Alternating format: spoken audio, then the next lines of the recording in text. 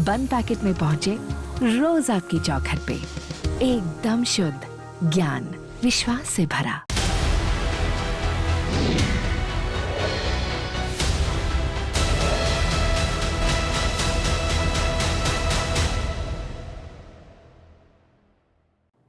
Break पर जाने से पहले आपने तमाम पक्ष सुने, लेकिन बीजेपी सांसद पचौरी साहब ने कांग्रेस को घेरा यह कहकर कि बगैर मांगे उन्होंने बस दे दी, इसीलिए सारा विवाद खड़ा हुआ है। प्रमोद तिवारी जी इसको रिस्पॉन्ड करना चाह रहे हैं, कांग्रेस के सीनियर लीडर हैं। तिवारी साहब,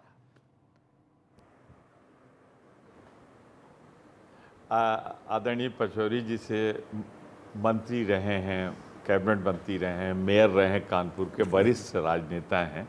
मैं उनके संज्ञान में दो बातें लाना चाहता हूँ, संभवतः उन्हें नहीं मालूम। 16 मई को इसी आदरणीय प्रियंका जी ने, जो हमारी राष्ट्रीय प्रभारी हैं, महासचिव हैं, उन्होंने एक पत्र लिखा।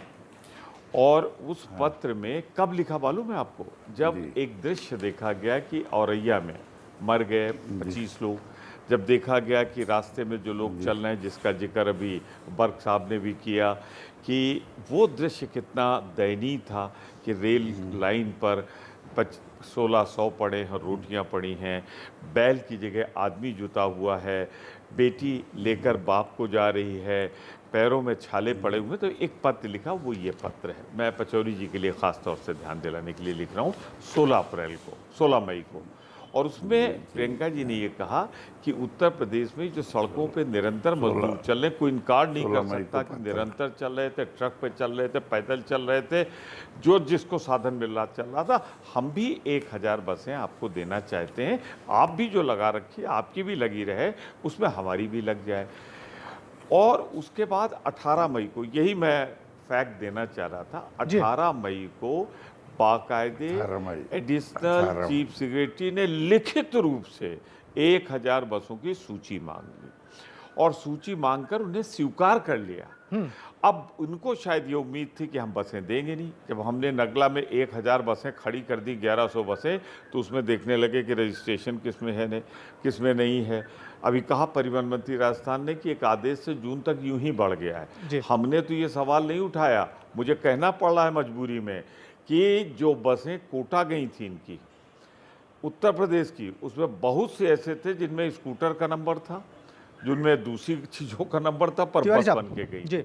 लेकिन सवाल था बच्चों को निकालना, उन्हें उनके घरों तक पहुंचाना, बहानेबाजी करने का नहीं था। तो मैं इस गलतफहमी को दूर करना चाह रहा था कि पचौरी साहब को आपने मेरे ख्याल से कर दिया। बस कि हमने अपने आप बसें नहीं भेजी थी, जब सरकार ने मांगी थी, सरकारों ने मांगी थी, इसलिए मैंने दी, सरकार ने स्वीकार कर लिया, तब आपने बसें दी। 1.5 दिन खड़ी रही।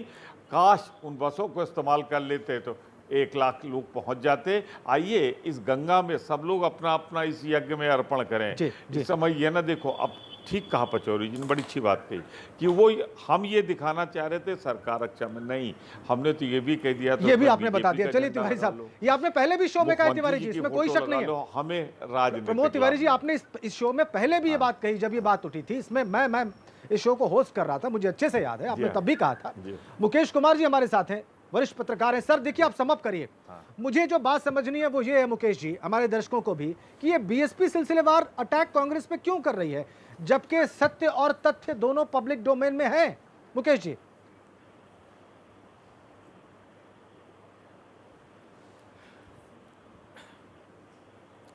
मायावती दरअसल कांग्रेस पर नहीं, वो प्रियंका पर निशाना साध रही हैं, मुझे ऐसा लगता है। और इसकी जो जड़ें हैं वो पिछले लोकसभा चुनाव से जुड़ी हुई हैं। आपको याद होगा कि पिछली बार लोकसभा चुनाव के दौरान जब उत्तर प्रदेश में प्रियंका को कांग्रेस को मजबूत करने की जिम्मेदारी मिली थी, तो ये पश्चिमी उत्तर प्रदेश गई थी और वहाँ चंद्रशेखर आज़ाद से मिली थी, जो एक उभरते हुए दलित नेता हैं वहाँ। जी।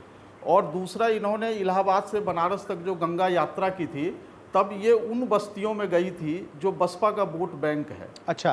तो मायावती तभी से प्रियंका को लेकर सशंकित हैं कि वो बसपा की राजनीतिक जमीन छीनने की कोशिश कर रही हैं। इस समय उन्हें एक मौका मिला तो वो हमलावर हो रही हैं जी। लेकिन मुझे लगता है वो हमला कांग्रेस पर नहीं, वो व्यक्तिगत तौर पर प्रियंका को निशाना बना रही हैं जी। इसका कोई अर्थ देख रहे हैं आप, कोई मतलब देख रहे हैं, या आपको लगता है कि ये हमला दूसरे हमलों की तरह ही एक साधारण प्रहार बन के रह जाएगा? मुकेश जी। नहीं, इस समय इस हमले की व्याख्या करना और किसी निष्कर्ष पर पहुंचना थोड़ा मुश्किल है, लेकिन ये हो सकता है कि आने वाले समय में कुछ और स्थितियां साफ हों। फिलहाल इस पर कुछ कहना मुश्किल है। ठीक है सर, किस दिशा में जाएगा। ठीक है, आप सभी लोगों का बहुत बहुत धन्यवाद, सारे जिन बहुत बहुत धन्यवाद आपका इस चर्चा में जुड़ने के लिए। प्रमोद जी, पचौरी साहब, बर्ग साहब, डॉक्टर आशीष और मुकेश कुमार जी, बल्कि हमारे साथ राजस्थान के परिवहन मंत्री भी जुड़े प्रताप सिंह जी ने, उन्होंने बड़ा वैल्यूएबल इनपुट दिया इस चर्चा के दौरान। और आप सभी दर्शकों का बहुत बहुत धन्यवाद राजनीति देखने के लिए। उम्मीद है कि ये राजनीति आप जरूर थोड़ी बहुत समझे होंगे इस कार्यक्रम को देखने के बाद। बहुत धन्यवाद, नमस्कार।